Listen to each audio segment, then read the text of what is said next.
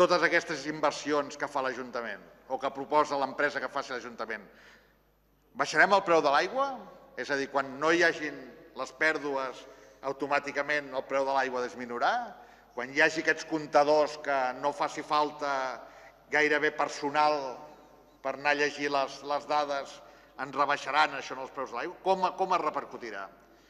Aquests temes, que en veritat són 4, en parlàvem, debatre la tipologia de solucions, debatre quin és el finançament, debatre la temporalització i debatre com repercuteix això en els veïns. Creiem que és un debat previ a aprovar això, aquest pla.